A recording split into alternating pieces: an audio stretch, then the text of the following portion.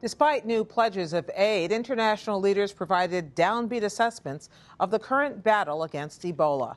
The head of the World Bank said the international community had, quote, failed miserably in its initial response.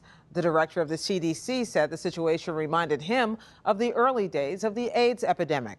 We get our own assessment from one of the few non-governmental groups treating patients in West Africa. International Medical Corps has built a treatment unit in Liberia and is constructing other facilities in both Liberia and Sierra Leone. Its president and CEO, Nancy Wasey, joins me now. Thank you for joining us. Thank you, Glenn. How many beds, how many facilities, how many people would you say that you're engaged in treating now? Okay, so in Liberia, International Medical Corps opened up a 70-bed hospital, or actually we call it a treatment unit. We opened that up in mid-September. We are scaling up and we'll be opening up another treatment unit in Sierra Leone. In Liberia, we have about 200 people working in this treatment unit, trying to contain it, as well as treating people who have Ebola with the hopes that they will recover, and they are recovering when they receive treatment. Do you have any sense that the progress of this disease is slowing? Well, let me say that it's clear that efforts like ours and other organizations are working. When there are treatment efforts, when there are healthcare workers to treat patients as they come in. I mean, our first patients that arrived to our treatment unit, they died at the doorstep. But now we see that patients are recovering and they're returning back to their families. So any efforts around treatment and containment are working. The problem and the challenge is that there are just not enough operational efforts on the ground. That's the challenge. Is that because a lack of international action or non-governmental action, or is it because the infrastructure in these communities is so difficult that even if you sent them 10 collapsible hospitals, pop-up hospitals, they couldn't build them? Okay, well, it's a number of factors. One, certainly the healthcare infrastructures are very weak in West Africa, under-resourced. They don't have enough health workers. That's one thing. The second thing is the spread was not contained more quickly some months ago. International donors are stepping up. In fact, our treatment unit in Liberia was made possible from a grant from USAID's Office of Foreign Disaster Assistance. It took $5 million to open that up and about $1 million a month. So part of it is the resources need to be there, but also people are really afraid. They're afraid to provide treatment because they also need to keep their own health workers safe. And so one of the things that we've done is we have said to other community health people as well as other international NGOs, we will provide case management protocol training. We will train their workers so that they can open up more treatment facilities.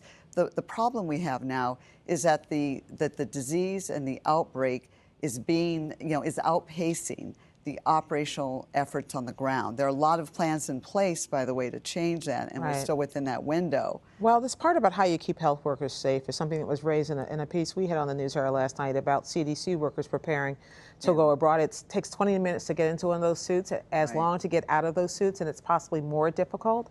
Are you suffering at all from lack of willingness of volunteers to take all that on? Yeah, great question. You know, so the suits, it's very complicated. We have, you can only stay in them about 2 hours in Africa. It's that hot.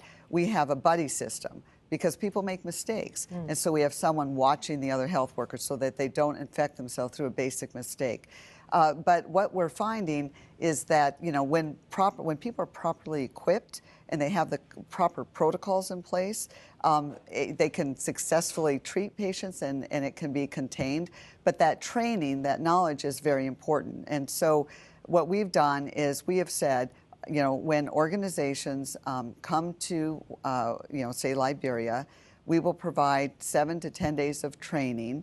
And as well, the U.S. military is putting together a 25-bed hospital in Liberia specifically to take care of health workers. Because one of the challenges around, you know, they call it the nurse killer in Liberia. One of the challenges around Ebola is that health workers are willing to step forward and help, and they're very heroic, but our recruitment efforts are helped greatly by the fact that we can treat them if they catch Ebola. An organization like yours, the International Medical Corps, Ebola is not your only goal. You also are working in places like the Central African Republic or in Syria among refugees. How do you stop resources from being stretched too thin to handle all of these crises at one time? Right. Well, we're in unprecedented times. I mean, we have 6 Category 3 emergencies. That is the highest emergency. Never in our history have we had that. I mean, one of the toughest years would have been 2 a year, and we've had 6, we have 6 now in the last 6 months alone.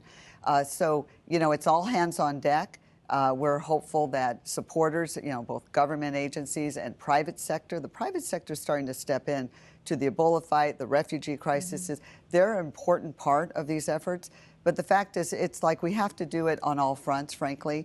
It's impossible to pick them on these because they're all at the highest level they can be. There are some places where they've been able to stop the spread and some places where they haven't. We heard the head of the World Bank today say that there is nothing less than the future of Africa is at stake right now. Do you see that? This can be stopped and it can be contained, but it has to be. It absolutely has to be stopped because the fact of the matter is we have 2 countries, Sierra Leone and Liberia, who are coming back from the brink of civil war. I mean, they have done so much to come back from where they were. And for them to be now dealing with Ebola on top of it, this crisis is a global crisis. It's a world problem. It's not just West Africa. We are all in it together. And we have to take the view that it is everyone's problem. And whatever resources it takes, we have to be there because it's going to continue to spread if we're not there, and it has to be stopped and contained at the source. Nancy Wasey, President and CEO of the International Medical Corps, thank you very much. Thank you, Gwen. Thanks.